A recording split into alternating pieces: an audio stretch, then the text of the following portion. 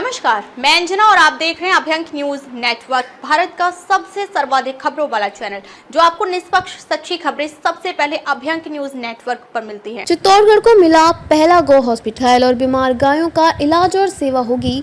50 kilometre तक ambulance को मिलेगी सुविधा। चित्तौड़गढ़ जिले की गौ सेवा प्रेमियों के लिए एक बड़ी और प्रेरणादायक खबर सामने आई है। जिले का पहला गौ हॉस्पिटल बनकर पूरी तरह तैयार हो गया है। यह हॉस्पिटल चित्तौड़गढ़ शहर से नजदीक लालजी का खेड़ा गाँव में बनाया गया है। यह हॉस्पिटल विशेष रूप से घायल, बीमार और बेसहारा गायों के इलाज को देखभाल के लिए समर्पित है। इसका उद्देश्य न सिर्फ गायों को जीवनदान देना है, बल्कि गौ माता की सेवा के माध्यम से समाज में संवेदना और धर्म के प्रति जागरूकता भी बढ़ाना है।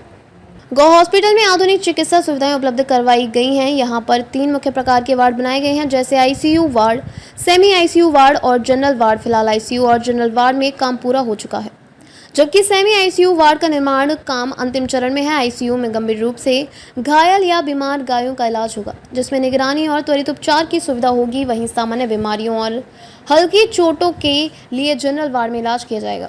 गायों के तुरंत इलाज के लिए हॉस्पिटल में गौ एम्बुलेंस सेवा की शुरुआत भी की गई है। यह एम्बुलेंस सेवा 50 किलोमीटर के दायरे में काम करेगी। अगर कहीं कोई घायल गाय दिखाई देती है तो सिर्फ एक कॉल पर यह एम्बुलेंस मौके पर पहुंचेगी और गाय का हॉस्पिटल लाकर इलाज करवाएगी। एम्बुलेंस के संचालन के लिए एक प्रशिक्षित ड्राइवर की भी नियुक्ति की गई है, ताकि सेवा सुचारू रूप से जारी रहे। सेवा का उद्देश्य यह है कि किसी भी घायल गौ माता को समय पर सहायता मिल सके और उसकी जान बचाई जा सके।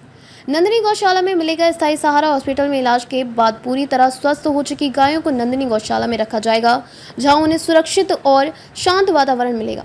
वर्तमान में इस गौशाला में लगभग 275 गायें मौजूद हैं, जिनकी नियमित देखभाल की जा रही है। गौशाला के आसपास पर्याप्त खाली जमीन है, जिससे गायों को खुले में विचरण करने की पूरी सुविधा मिलती है।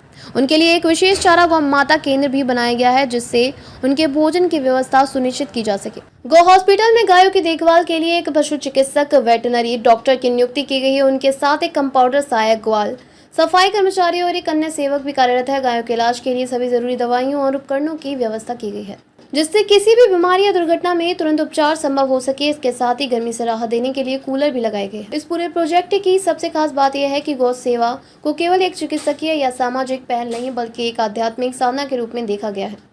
इसी सोच को ध्यान में रखते हुए हॉस्पिटल परिसर में गौ हरिनाम राम चौकी सत्संग भवन का निर्माण भी किया गया है। यह भवन धार्मिक आयोजन, कथा, भजन और कीर्तन के लिए उपयोग किया जाएगा, जिसमें ठाकुर जी की मूर्ति भी स्थापित की गई है। इससे वातावरण में भक्ति और सेवा का संचार होगा। यह आने वाले लोगों को भी मानसिक शांति मिलेगी।